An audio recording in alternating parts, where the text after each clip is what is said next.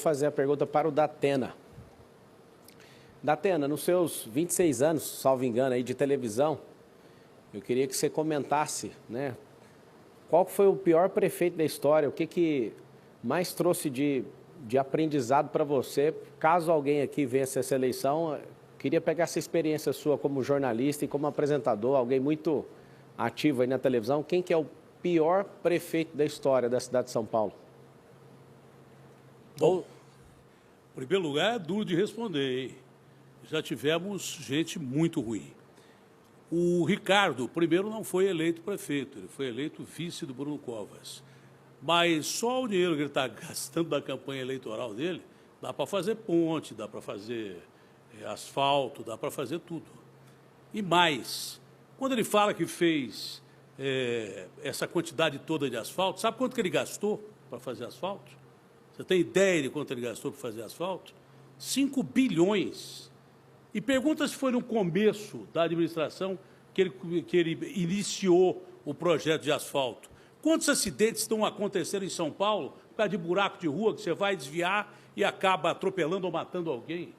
Pergunta quantas calçadas do 1 bilhão e 500 mil metros quadrados que ele prometeu, que o Bruno prometeu, que ele não fez, que facilita atropelamento. O Ricardo pode não ser o pior prefeito, mas ele está ali, porque está prometendo coisas que não vai cumprir. Ele está fazendo obras eleitoreiras, gastando dinheiro pra caramba, que ele tem certeza absoluta que não vai cumprir, porque não vai ser eleito o prefeito de São Paulo. Quem vai cumprir essas obras se não tiver o desprendimento que nós temos? Se for obra boa, a gente continua. O Ricardo, na verdade, que me perdoe, nós tivemos vários embates, principalmente no campo do jornalismo, e dentre esses todos embates, eu sempre coloquei a minha posição em relação à administração dele e não poderia voltar atrás aqui. Fica dentro do campo da administração, mas o Ricardo não cumpriu, infelizmente, nem 50% do que o Bruno prometeu. Marçal. Aumento de 23% em relação a dezembro do ano passado em pessoas em situação de rua. Isso não é um direcionamento à pessoa dele, mas, de fato, ele não é o prefeito, ele é um vereador que foi colocado no cargo, e se a população quiser abençoar ele para viver mais um período e esses 12 longos anos do governo Dória, você já sabe em quem você vota. Eu fiz essa pergunta para o Datena porque eu quero corrigir uma fala minha. Eu, em outros debates, falei que o Haddad seria o pior prefeito da história, mas olhando, né, cada situação, estudando profundamente a Prefeitura de São Paulo, eu realmente mudo a minha posição. O atual prefeito, ele está nesse lugar. De fato, ele fez coisas que ninguém fez, com obras, né, sem licitação, já foi comentado aqui. Não resolveu o problema nem de longe de saneamento básico. Nós temos o pior ar do mundo nessa cidade.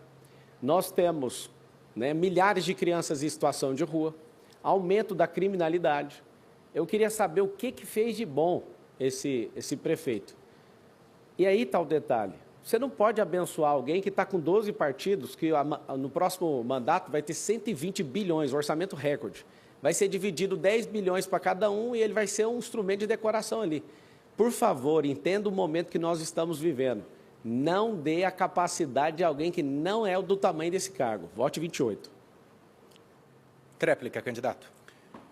Olha, o Ricardo não está investigado nem indiciado, isso é verdade, na infiltração do PCC dessas companhias de ônibus.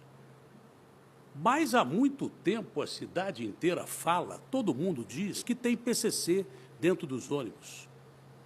Será que o Ricardo nem imaginava isso? Em relação às obras que deveriam ser feitas em período emergencial, 70% dessas obras têm suspeita de conluio.